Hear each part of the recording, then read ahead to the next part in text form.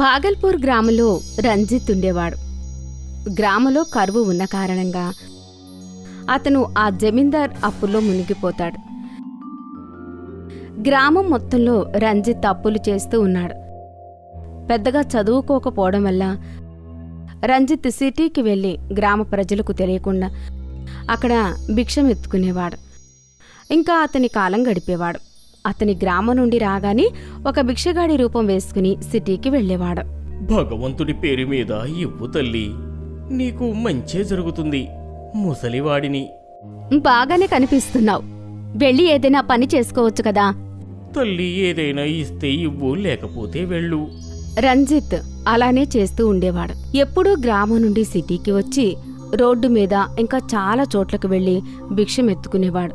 రోజంతా అక్కడ సంపాదించి గ్రామానికి తిరిగి వెళ్ళిపోయేవాడు. జమీందారు గారు, అలా చూడండి, అట్నుంచి రంజిత్ వస్తున్నాడు. అతని పొలంలోని భాగం ఇవ్వమనండి, లేకపోతే రేపు ఉదయం మళ్ళీ పారిపోతాడు. నువ్వు సరిగ్గా చెప్పావు. రోజు వీడు నేను పడుకున్న తర్వాత వస్తున్నాడు, మరలా నేను నిద్ర లేచేసరికే వెళ్ళిపోతున్నాడు. జమీందార్ ఇంకా మున్షి రంజిత్ ఇంటికి వెళ్తారు. ఇవాళ నీ దర్శనం దొరికింది. అయ్యగారు, మీరు నా పొలం అంతా లాగేసుకున్నారు. నాకు మిగిలింది ఈ గుడిసె మాత్రమే. దీన్ని కూడా లాక్కోవాలనుకుంటున్నారు. నువ్వు అప్పు మొత్తం నాకు కట్టకపోతే అన్నీ తీసుకుంటాను, ఈ ఇల్లు కూడాను. ఇదిగో తీసుకోండి, ఇదిగోండి మీ డబ్బులు. వచ్చే నెల మీ డబ్బు మొత్తం కట్టేసి నేను నా పొలాన్ని తీసుకుంటాను. రంజిత్ చేతుల్లో డబ్బులు చూసి ఇద్దరూ ఆశ్చర్యపోతారు. జమీందార్ డబ్బులు తీసుకుంటాడు. ఇంకా ఇంట్లో నుండి కోపంగా బయటకు వెళ్ళిపోతాడు. అతని దగ్గరికి నీ డబ్బులు ఎలా వచ్చాయి? వాడి మొహం చూస్తేనే అనిపిస్తుంది వాడేదో పెద్ద షావుకారు మొహంలాగా కనిపిస్తున్నాడు. ఇంకా వాడు మాటలు ఎలా మాట్లాడుతున్నాడు చూడు, మన దగ్గర నుంచి పొలం మొత్తం కొట్టేస్తానన్నట్టు. ఇంకా అలానే కొంతకాలం గడుస్తుంది. రంజిత్ రోజూ ఉదయాన్నే లేచి సిటీకి వేషం మార్చుకుని వెళ్ళేవాడు. ఇంకా సిటీకి వెళ్లి భిక్షగాడిలా మారి అందరినీ భిక్ష అడుక్కుని డబ్బులు జమ చేస్తూ ఉండేవాడు. జమీందార్ అతని భార్య మంగళాన్ని సిటీలో సముద్రం చూపించడానికి తీసుకుని వెళ్తాడు. అక్కడికి వెళ్లి జమీందార్ చూస్తే అక్కడ రంజిత్ భిక్షం అడుక్కుంటూ ఉంటాడు.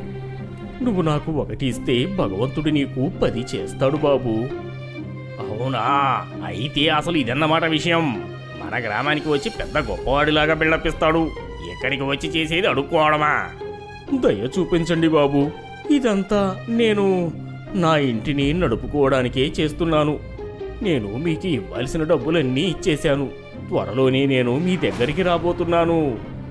ముందు నువ్వు గ్రామానికి రా, అక్కడికి వస్తే తెలుస్తుంది.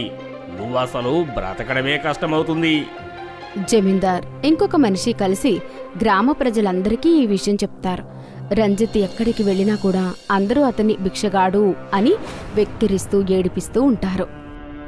అరే అలా చూడండి, అందరికన్నా పెద్ద భిక్షగాడు ఇలా వస్తున్నాడు. హాహా, త్వరగా జేబులో నుంచి చిల్లర తీయండి, ఈ భిక్షగాడికి వెయ్యాలి కదా మనం. పూర్తి గ్రామం మొత్తం రంజిత్ని బిచ్చగాడు బిచ్చగాడు అనడం విని రంజిత్ అలసిపోయి ఓటమిని ఒప్పుకుని భాగల్పూర్ గ్రామాన్ని వదిలిపెట్టి వెళ్ళిపోతాడు. ఆ జమీందార్ నా భూమి తీసుకున్నాడు, నా ఇంటిని కూడా తీసుకున్నాడు. నాది మొత్తం అయిపోయింది. భగవంతుడు నన్ను అనాథని చేశాడు. ఈ వయసులో కూడా నేను ఒంటరినే. ఇలా ఏడుస్తూ బ్రతకడం కంటే నేను చావడమే మంచిది. రంజిత్ పర్వతంపైకి ఎక్కి దీర్ఘంగా ఆలోచిస్తూ ఉంటాడు. అక్కడ ఒక తపస్సు చేసే సాధువు తపస్సులో లీనమై ఉంటాడు. అతను కళ్ళు తెరుస్తాడు. ఇంక చూస్తాడు, రంజిత్ ఆ పర్వతానికి ఆఖరిగా నిలబడి ఉంటాడు. నువ్వు చాలా కంగారుగా కనిపిస్తున్నావు. నీ సమస్య ఏంటి నాకు చెప్పు. ఈ పర్వతం మంచుల వరకు ఎవ్వరూ రాలేదు. నువ్వెక్కడి వరకు ఎందుకు వచ్చావు? నేను మీకు ఏం చెప్పాలి? నా జీవితం చాలా లోతైనది. ఇది చాలా బాధాకరంగా ఉంది. రంజిత్ అతనికి జరిగింది మొత్తం ఆ సాధువు బాబాకి చెప్తాడు. నా తపస్సుకి భంగం కలిగించినందుకు నేను నిన్ను శపించగలను, కానీ నీ సమస్య కూడా చాలా లోతైనది. అందుకే నా దగ్గర నీ కోసం ఒక ఉపాయం ఉంది. తపస్సు చేసే సాధువు అతనికి మండలంలో నుండి నీళ్లని తీసుకుని రంజిత్ పైన చల్లుతాడు. రంజిత్ కళ్ళు మూసుకున్న వెంటనే అతని పైన ఒక పెద్ద వెలుగు వచ్చి పడుతుంది. ఇంకా రంజిత్ అతని భిక్షగాడి రూపానికి వచ్చేస్తాడు. మీరు ఏం చేస్తున్నారు? నేను ఈ వేషానికి ఎలా వచ్చాను? నేను నీకు వరం ఇస్తున్నాను. ఈ వేషంలోని నువ్వు ఎవరిని భిక్ష అడిగినా నీ భిక్షం 4 రెట్లు పెరుగుతుంది. ఒక్క విషయాన్ని గుర్తుపెట్టుకో, కేవలం ఈ రూపంలో ఉన్నప్పుడే నీ భిక్షం 4 రెట్లు ఎక్కువ అవుతుంది. మీరేం చేయబోతున్నారయ్యా? నేను నీకు ఈ బంగారు నాణేలను భిక్షగా వేస్తున్నాను. చాలా తక్కువ మందికి మాత్రమే ఇలాంటి సాధువులు ఇలాంటివి ఇస్తారు. నేను వీటిని నీకు ఆశీర్వాదంగా ఇస్తున్నాను. నేను ఇదంతా కలనుకోవాలా, ఏమనుకోవాలి? భగవంతుడు నాతోని ఎలాంటి ఆటలు ఆడుతున్నాడు? నాకు ఏమీ అర్థం కావడం లేదు. సరే అని బాబాగారు ఒక బంగారు నాణ్యం ఇచ్చిన వెంటనే భిక్షగాడి రూపంలో ఉన్న రంజిత్ చేతుల్లో ఉన్న ఆ నాణ్యం 4 ఎక్కువ అవుతుంది. రంజిత్ కళ్ళు ఆ నాణ్యాలని చూసి ఆశ్చర్యపోతాయి. రంజిత్ వెళ్ళి ఆ నాణ్యాలని సిటీలో ఒక బంగారం షాపులో అమ్మేస్తాడు. ఇంకా ఆ డబ్బులు తీసుకుని వెళ్ళి రంజిత్ ఒక పెద్ద ఇల్లుని కట్టుకుంటాడు.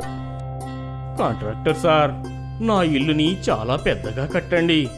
ఈ బగల్పూర్ గ్రామ పెద్దలకి నేను ఈ ఇంట్లోనే దావత్ ఇవ్వాలి. రోడ్లపైన భిక్షమెత్తుకుంటూ తిరిగేవాడు ఇంత పెద్ద ఇంటికి యజమాని ఎలా అయ్యావు? అదంతా సమయం నిర్ణయిస్తుంది.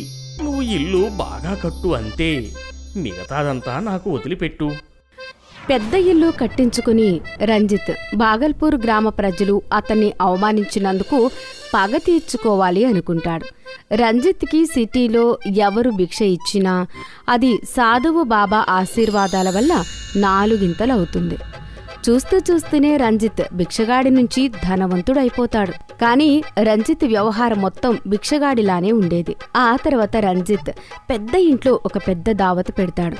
దానికి అతను జమీందారుని, మున్షీని, ఇంకా గ్రామ ప్రజలందరినీ పిలుస్తాడు. అతను అతని పేరుని దాచిపెట్టి గ్రామ ప్రజలందరికీ పిలుపుని పంపిస్తాడు.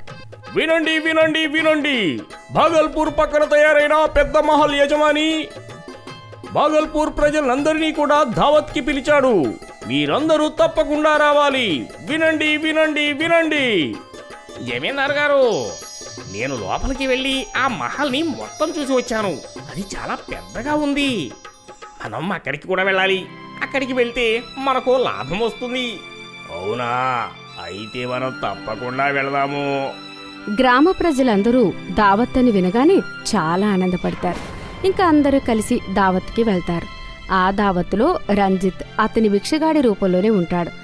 అతన్ని అక్కడ చూసి జమీందార్ ఇంకా మున్షి ఇలా అంటారు. నువ్వు ఎక్కడ కూడా వచ్చావా? ఇల్లు పూర్తయిందో లేదో ఎక్కడికి రావడం కూడా మొదలుపెట్టాడు. రానివ్వండి జమీందార్ గారు, ఇక్కడ భిక్ష బాగా దొరుకుతుంది కదా. జమీందార్ ఇంకా మున్షి మాటలు విని అక్కడికి కాంట్రాక్టర్ వస్తాడు.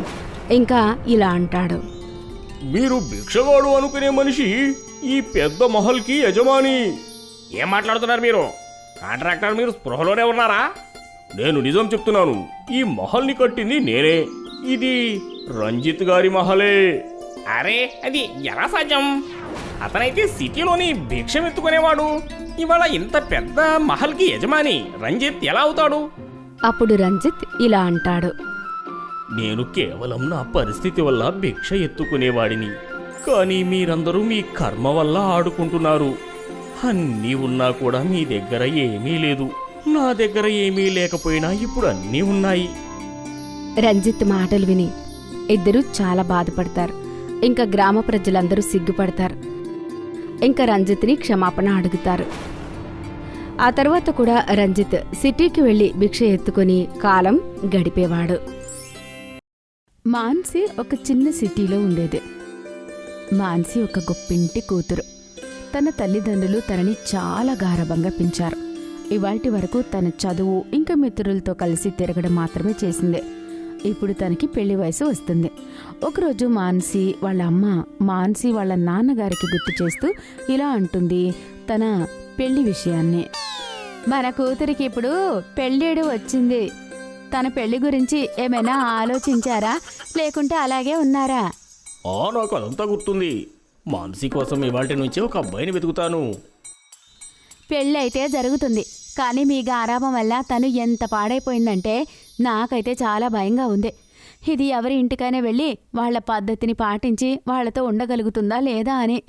అదే కదా మన పని. మన కూతురు కోసం మనం ఒక మంచి ఇంటిని వెతకడం. దానివల్లే తను ఇక్కడ ఎలా ఉంటుందో అక్కడ కూడా అలానే ఉంటుంది. అదే రోజు మాన్సి వాళ్ళ నాన్న అతని పాత మంచి మిత్రుడిని కలుస్తాడు. ఇద్దరు చాలా ఆనందిస్తారు. ఇంకా అతను ఆయనని ఇంటికి కూడా పిలుస్తాడు. ఇంట్లో వాళ్ళు చాలాసేపు మాట్లాడుకుంటారు. పాత విషయాలు గుర్తు తెచ్చుకుని నవ్వుకుంటారు. అప్పుడే అక్కడి నుంచి మాన్సి వెళ్తుంది. నమస్తే అంకుల్, మీ గురించి నాన్న చాలాసార్లు చెప్పారు. మంచిదైంది మీరే వచ్చారు. ఇప్పుడు నాన్నకి బాగుంటుంది. అరే, నీ కూతురు చాలా పెద్దగా అయింది. నీ కూతురికి పెళ్ళయిందా? లేదు, తన కోసమే అబ్బాయిని వెతుకుతున్నాను. వాళ్ళ నాన్న ఫ్రెండ్ ఆనందపడుతూ ఇలా అంటాడు. అవునా, అయితే మనం ఈరోజు ఊరికే కలవలేదన్నమాట. నేను కూడా నా కొడుకు కోసం ఒక అమ్మాయిని వెతుకుతున్నాను. అయితే ఇది చాలా మంచి విషయం.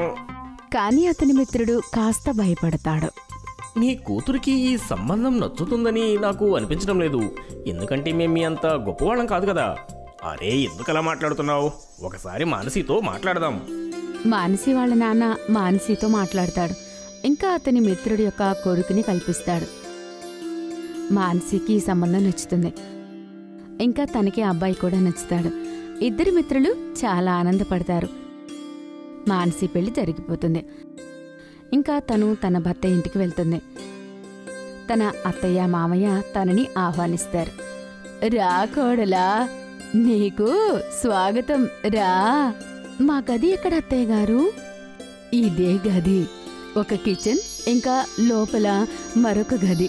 ఇప్పుడు మీరు కొత్తగా పెళ్ళైన వాళ్ళు కదా, ఆ గదిని మీరే తీసుకోండి. మాన్సి లోపల ఉన్న గదిలోకి వెళ్తుంది. కానీ తనకి ఇంత చిన్న గదిలో నిద్ర రాదు. రవి, ఏసీ వేయొచ్చు కదా, వేడిగా అనిపిస్తోంది.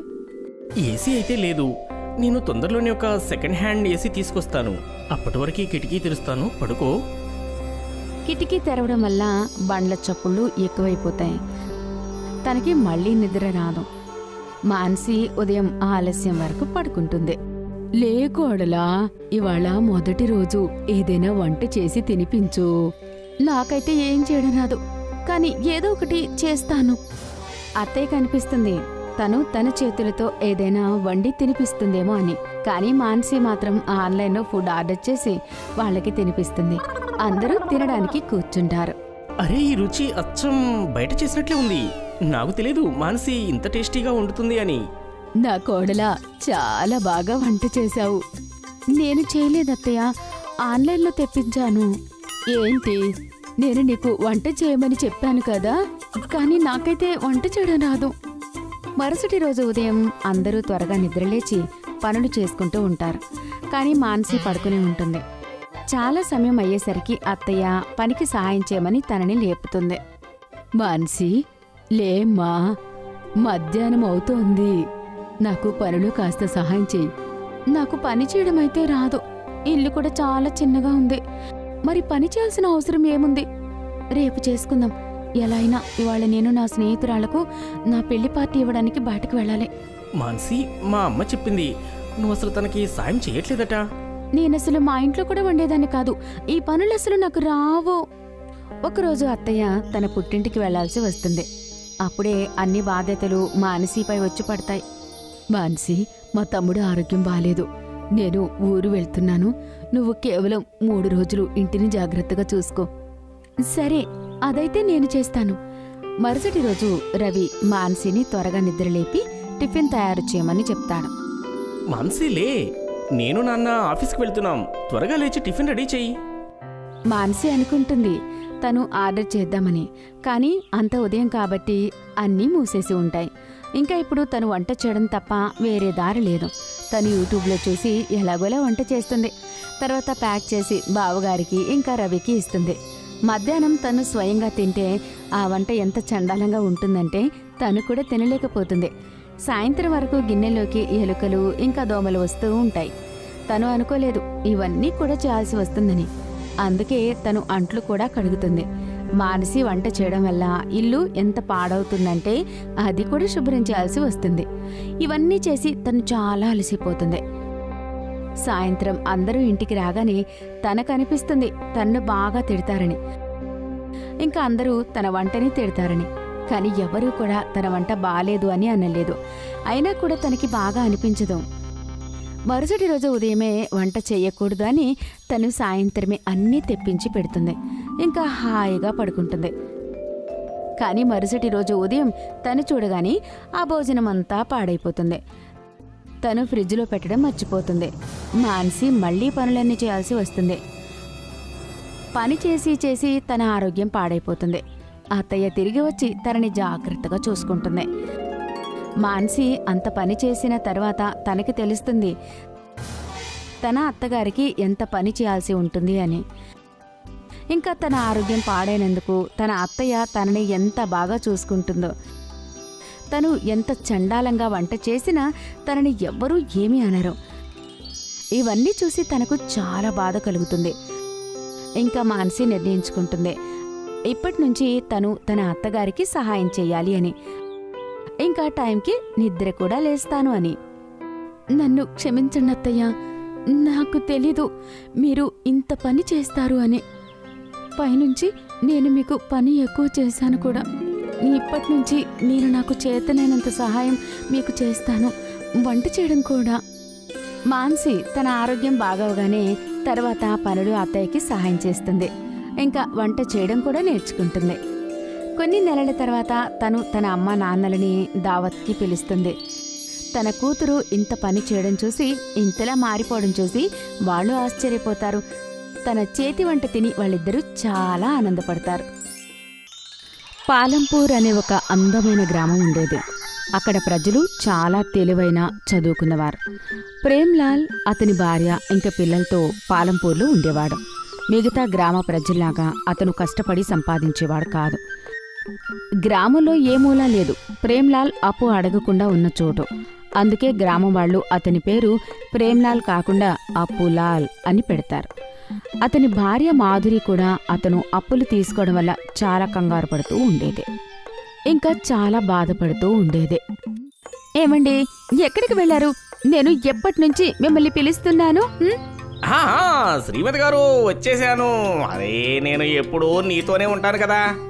మీరు నాతో కలిసి ఉండడం వల్ల ఏమీ కాదు, మీరు బయటకు వెళ్లి పని కూడా చేయాలి. అయినా గ్రామం మొత్తం అప్పుల వల్ల మన జీవితం నాశనం చేసేస్తున్నారు. మీరు కొంచెం మారండి. అరే, ఇప్పుడు ఏమైంది? అనవసరంగా గ్రామం మొత్తం కూడా మన వెంట పడుతున్నారు. అరే, గ్రామంలో ఒక్క రాయి కింద పడ్డా కూడా నా చెయ్యే ఉందనుకుంటారు దాని వెనక. అలా అని అప్పులాల్ ఇంటి నుంచి బయటకు వెళ్తాడు. బజార్కి వెళ్ళి ఇంటికి రేషన్ తేవాలి అని అనుకుంటాడు. బజార్కి వెళ్ళినప్పుడు అక్కడ జమీందార్ ఇంకా మహాజన్ అతన్ని చూసి, ఏవండి జమీందారు గారు, అటు చూడండి, అప్పులాల్ ఇప్పుడే కనిపించాడు. డబ్బులు తీసుకుంటాడు, తర్వాత అసలు కనిపించడు. పదండి, వాడి దగ్గర డబ్బులు తీసుకుందాం. అవును, నువ్వు సరిగ్గా చెప్పావు. ఈ అప్పులాల్ నా దగ్గర 4 రోజుల క్రితం 2000 తీసుకున్నాడు. ఇంకా రాత్రికి ఇచ్చేస్తానన్నాడు. 4 రోజులైంది, డబ్బు ఇవ్వలేదు, అసలు కనిపించడం లేదు కూడా. దామోదరన్నా, త్వరగా నాకు నెలకు సరిపడా సరుకులు ఇవ్వు. ఇదిగో సామాన్ లిస్ట్. ఇంకా నా ఖాతాలోని ఈ బిల్లు మొత్తం రాసేసాయి, సరేనా? వారే, ఏం ఖాతా? నువ్వు 4 నెలల నుంచి బిల్లు కట్టడం లేదు. నా దుకాణానికి ఒక బోర్డు రాసి ఉంది, దాన్ని నువ్వు చదివి చూసావా? ఈ రోజు డబ్బు, రేపు అప్పు. ఈ రోజు అప్పు తీసుకో, రేపు డబ్బులు కట్టని అందులో లేదు. నువ్వు నన్నేమైనా దారుణకరుణ్ణి అనుకుంటున్నావా ఏంటి? లేదా నువ్వేమైనా నా అత్తగారింటి నుంచి వచ్చావా? నేను నీకు అప్పు ఇవ్వడానికి పదే వెళ్ళెక్కడి నుంచి. అరే, నేను 6 నెలల క్రితమే మీకు డబ్బులు ఇచ్చేశాను కదా, మళ్ళీ డబ్బులు అడుగుతున్నారు. అసలు ఇదేం పద్ధతి? 6 నెలల క్రితం అని ఎలా అంటున్నావంటే ఏదో నిన్న మొన్న ఇచ్చినట్టు. నా డబ్బులు నాకు తిరిగి ఇవ్వు. నాకు విసుగు వస్తుంది నీ వల్ల. ఇవాళ నేను నీకు ఏ సామాను ఇవ్వను. అరే దామోదరన్న, ఒక్కసారికి నా జీతం రానివ్వు. నేను నీ డబ్బులు అన్నీ ఇచ్చేస్తాను. పక్కాగా నీ డబ్బులు మొత్తం ఇచ్చేస్తాను. ఏమన్నావు? నీ జీతమా? అరే, ఆ అమృతవాణి నీ నోట్లో నుంచి ఎలా వచ్చింది? జీతం ఇంకా నువ్వు. అయినా నీకులాగా ఊరంతా అప్పులు చేసేవాడిని నిన్నెవడు పనిలో పెట్టుకుంటాడు?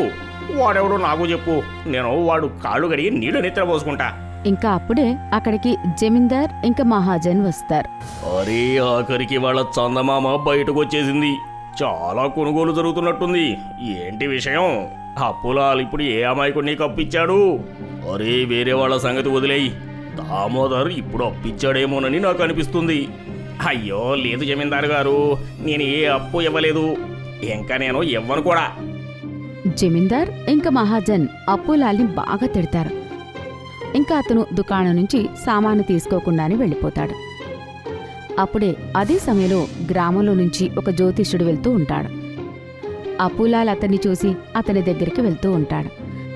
జ్యోతిష్యుడిని చూసి అప్పులాల్ అతన్ని అడుగుతాడు. జ్యోతిష్కుల వారు, చాలా రోజుల తర్వాత మీరు మా గ్రామానికి వచ్చారు. మీరు ఎన్ని రోజులు ఎక్కడున్నారు? అప్పులాల్, నువ్వెక్కడా? అది సరే గాని నేనైతే మాత్రం నీకే అప్పు ఇవ్వను.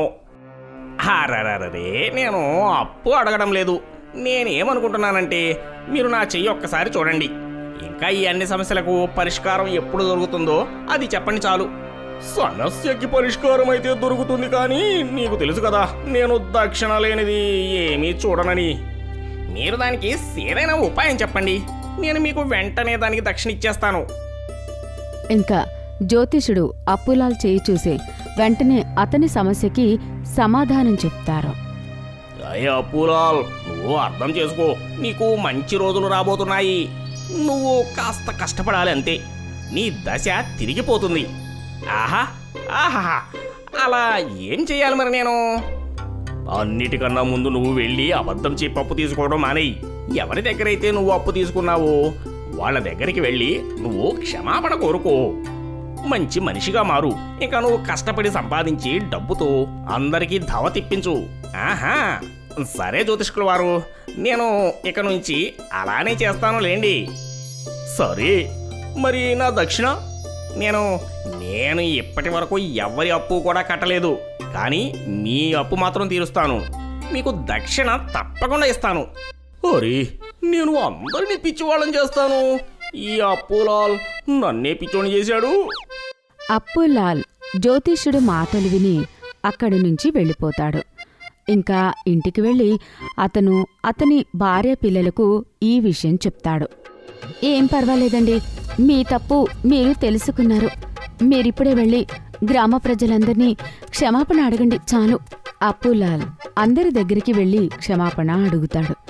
ఇంకా వాళ్ళ డబ్బులు వాళ్ళకి తిరిగి ఇస్తాను అని మాట ఇస్తాడు. జమీందార్ ఇంకా మహాజన్ ఈ విషయానికి బాధపడతారు. వాళ్ళు అప్పులాల్ ముందు ఒక షరతు పెడతారు. చూడు, క్షమాపణ వల్ల మనకు ఒరిగేదేమీ లేదు. నువ్వు మా అప్పు అంతా తీర్చేసి గ్రామం మొత్తానికి దావత్ ఇచ్చేంత వరకు కూడా మేమెవ్వరం కూడా నిన్ను వదిలేదే లేదు. అప్పులాల్ ఆ షరతు విని సంకటంలో పడిపోతాడు. ఇంకా జ్యోతిష్యుడి దగ్గరికి ఈ సమస్యని తీసుకుని వెళ్తాడు. జ్యోతిష్కుడు అప్పులాల్ చింతలో ఉండడం చూసి అతన్ని అడుగుతాడు. ఏమైంది అప్పులాల్? నువ్వు ఇప్పుడు నన్ను ఎలా మోసం చేయడానికి వచ్చావు? అంటే దాని అర్థం ఏంటంటే ఇంకే అబద్ధం చెప్పి అప్పు తీసుకుందామని. ఎందుకు కంగారుగా అలా ఉన్నావు? ఇంకా అప్పులాల్ జ్యోతిషుడికి తన సమస్యలన్నీ చెప్తాడు. ఇంకా ఆయన దగ్గర సమస్యకి పరిష్కారం అడుగుతారు. చూడు అప్పులాల్, నేను నీకు అప్పు అయితే అస్సలివ్వను, కానీ నేను నిన్ను నాతో ఉంచుకొని నీకు తప్పకుండా సాయం చేస్తాను. ఇక్కడికి రోజు నా దగ్గరికి వచ్చి నా పనుల్లో సహాయం చెయ్యి. నెలకి నీకు 10,000 జీతం ఇస్తాను. తప్పకుండా నేను ఒప్పుకుంటాను జ్యోతిష్కుల గారు. నేను ఇంకెప్పుడు కూడా అప్పు తీసుకోను. ఇంకా మీ దగ్గర పని చేస్తాను. అందరి అప్పు కట్టేస్తాను. ఇలానే అప్పులాల్ జ్యోతిష్యుడి దగ్గర పనిచేసి గ్రామ ప్రజల అప్పు కట్టేసి అందరికీ దావతిస్తాడు. ఇంకా అతని కుటుంబంతో కలిసి ఆనందకరమైన జీవితం గడుపుతాడు.